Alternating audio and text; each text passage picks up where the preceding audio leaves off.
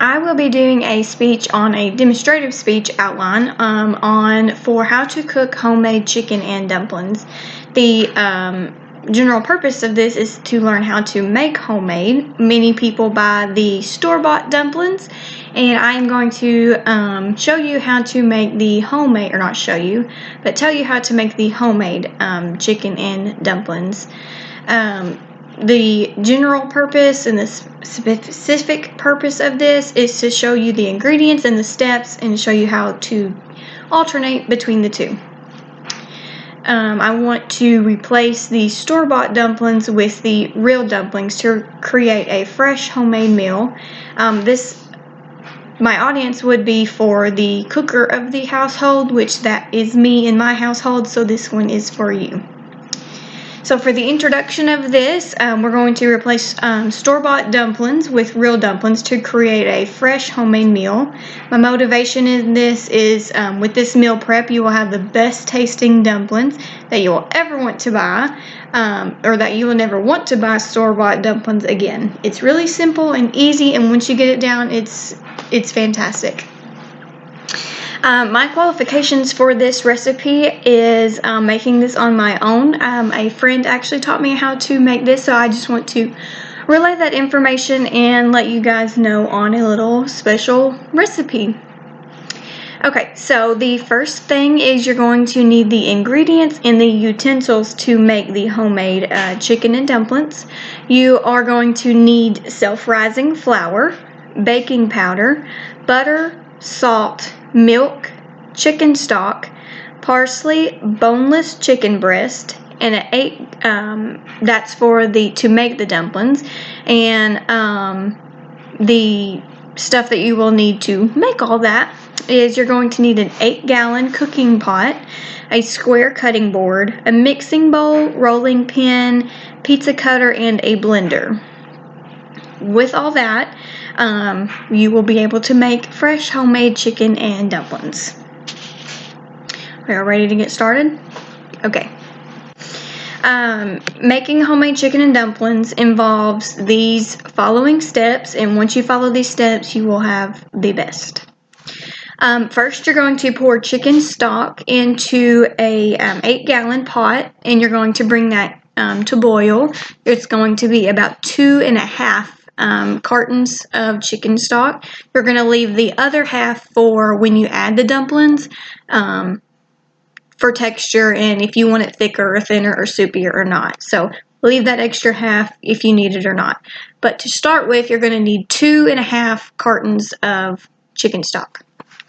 After that, you're going to put that aside, put that on a burner, let it boil. Then you're going to cut the breast into 4 halves. You'll need about 4 chicken breasts, and then you'll cut those 4 into 4 halves. And then you're going to bring those to a boil where they are freshly cooked throughout. Once the chicken is cooked, transfer the chicken into a mixing bowl and then begin to shred the chicken with a blender.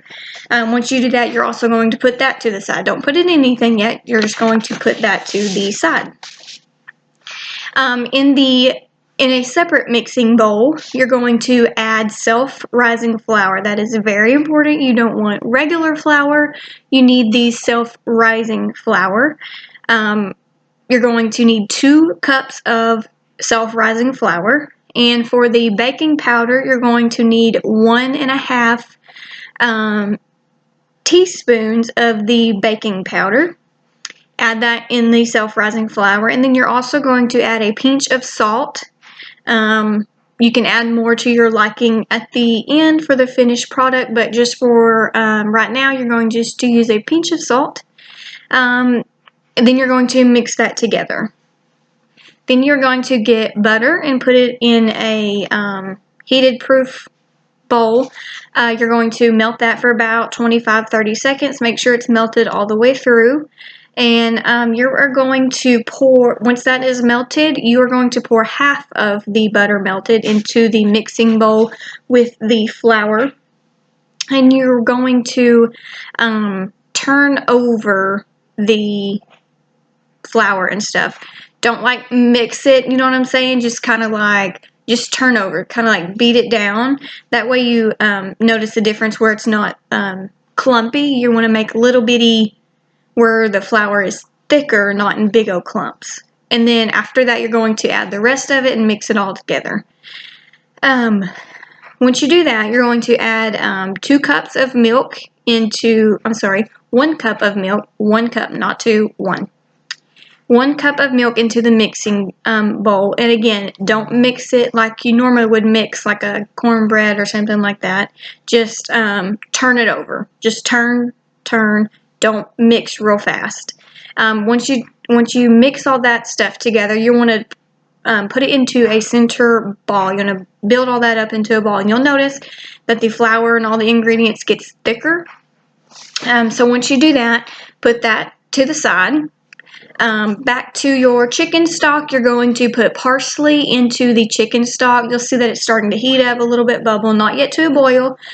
Just add parsley, 2 tablespoons of parsley into the chicken stock, and continue to let that boil.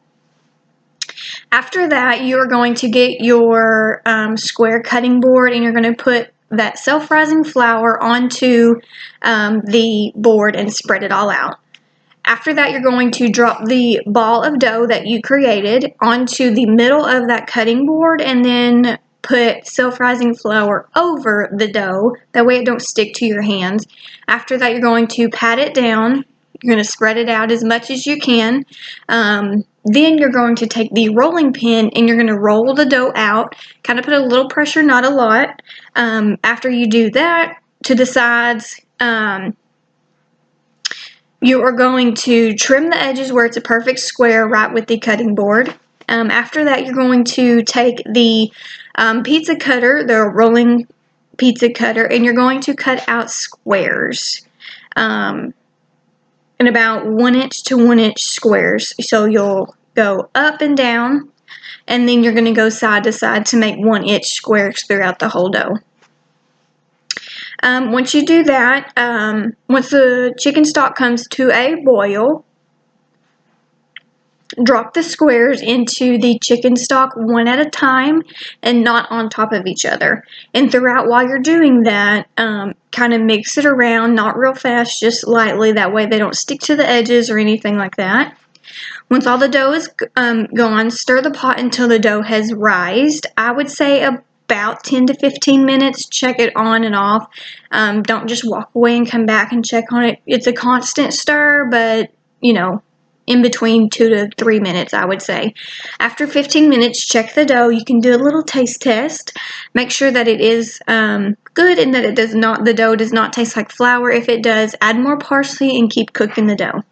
Once the dough is cooked, then you will add the shredded chicken into the chicken stock and the dough, or the dumplings now. Now they're called dumplings.